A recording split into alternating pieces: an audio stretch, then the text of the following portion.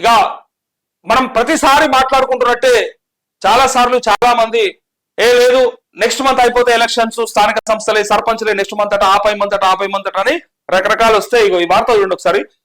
Local confusion, EC నుంచి అందరి ఓటర్ల జాబితా ఇంకా మొదలు కాని ప్రజాభిప్రాయం, జిల్లాల మీటింగ్లు షెడ్యూల్ పెండింగ్. సో రిజర్వేషన్ ఖరారు ప్రక్రియ జాప్యం, గత నెలలో స్థానికంపై సీఎం రివ్యూ, నెలాఖరుకు బీసీ కమిషన్ పదవీ కాలం కంప్లీట్ అంటూ ఈ నెలాఖరుకు బీసీ కమిషన్ పదవీ కాలం కూడా అయిపోతా ఉంది.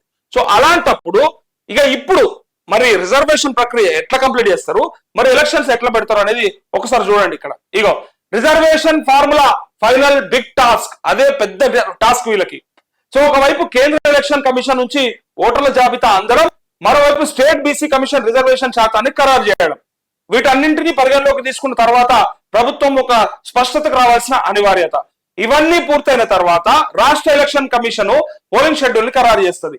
షెడ్యూల్ విడుదల మొదలు రిజల్ట్ వరకు మొత్తం 2 వారాల్లోపు పూర్తి చేసే వెసులుబాటు ఉన్నా కీలకమైన రిజర్వేషన్ ఫార్ములాను ఫైనల్ చేయడమే అన్నిటికంటే పెద్ద టాస్క్ అని అన్నది అటు బీసీ కమిషన్, ఇటు పంచాయతీరాజ్ అధికారుల అభిప్రాయం. స్థానిక సంస్థల పదవీ కాలం జనవరి 31తో అయిపోయింది. మొన్న జనవరి 31తో అయిపోయింది. ప్రస్తుతం స్పెషల్ ఆఫీసర్ల పాలనలో ఉన్నాయి. రోజువారీ నిర్వహణలో సమస్యలు వస్తున్నందున వీలైనంత తొందరగా పోలింగ్ కంప్లీట్ చేయాలని ప్రభుత్వం భావిస్తోంది. స్థానిక ఎన్నికల నిర్వహణపై వివిధ విభాగాల మధ్య సమన్వయం సమస్యలు ఎలా ఉన్నా వార్డు మెంబర్ మొదలు జడ్పీ చైర్మన్ వరకు అవకాశాల కోసం కాంగ్రెస్ కార్యకర్తలు ఎదురు చూస్తా ఉన్నారు అంటూ ఎమ్మెల్యే చుట్టూ చక్కర్లు కొడుతున్నారు.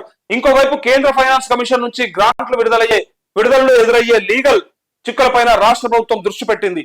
ఎక్కువ కాలం కనుక స్పెషల్ ఆఫీసర్ల పాలనలో ఉండకుండా ఉంటే వీలైనంత తొందరగా ఎన్నికలు నిర్వహించాలని సీఎం రేవంత్ రెడ్డి సుదీర్ఘంగా సమీక్ష చేసి వివిధ విభాగాలకు దిశానిర్దేశం చేసి 10 రోజులైనా ఎలాంటి పురోగతి లేకపోవడం చర్చనీయాంశమైంది. ప్రస్తుతం విదేశీ పర్యటనలో ఉన్న సీఎం ఈ నెల 14న హైదరాబాద్ చేరుకోగా థర్డ్ ఫేజ్ రుణమాఫీ లాంచింగ్, గోల్కొండ కోటలో 15 ఆగస్టు వేడుకలు తదితరాలన్నీ పూర్తయిన తర్వాత స్థానిక ఎన్నికలపై స్పష్టత వచ్చే అవకాశం ఉందంటూ ఇక స్థానిక ఎన్నికల గురించి ఇప్పుడు అంత తొందర లేదన్నట్టుగా అనిపిస్తా ఉంది. సో ఒక పక్క బీసీ కమిషన్ కు సంబంధించినటువంటి పదవీకాలం పూర్తవుతా ఉంది, ఇంకో పక్క రిజర్వేషన్ల ప్రక్రియ ఇంకా కంప్లీట్ అవ్వలేదు.